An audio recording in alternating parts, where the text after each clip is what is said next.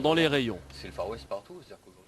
L'actualité de l'éducation à présent et un salon européen cette semaine à Paris. On y présente toutes les nouveautés technologiques qui aident les enseignants.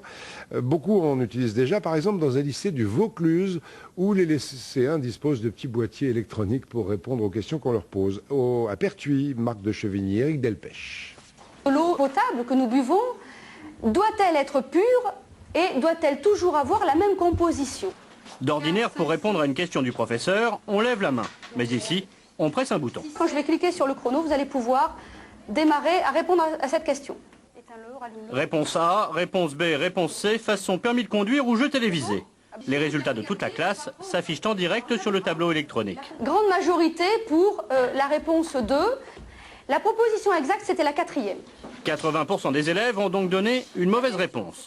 La professeure va donc reprendre ce thème, puis le cours se poursuit, toujours rythmé, à intervalles réguliers, par ces mini-contrôles de connaissances. Ah, ben quand même, vous avez des bons restes de la seconde, c'est bien ça. Est-ce que ce point-là est apparemment bien compris. Tant mieux, le professeur accélère. Sans le boîtier, j'aurais peut-être insisté un petit peu plus sur la structure des ions, alors que là, comme les élèves avaient manifestement compris ce qu'était un ion, je suis passée un petit peu plus vite. Pour ces élèves d'une filière littéraire, ces boîtiers rendent les cours de physique plus captivants. C'est bien qu'on ait une manière plus ludique, plus amusante d'apprendre la physique.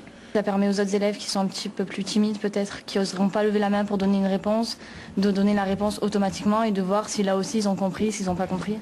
Au bac, on n'aura pas de boîtier, donc il faudra rédiger. Donc il y a un risque quand même de perdre un peu la réponse écrite, tout ce qui est rédaction, tout ça. Ces boîtiers permettent aussi à chacun de s'évaluer par rapport au reste de la classe et de corriger le tir avant les examens. Tapez 1, tapez 2, tapez 3. Nico Saliegas nous explique tous les jours comment ça marche. On repart dans la nature car avec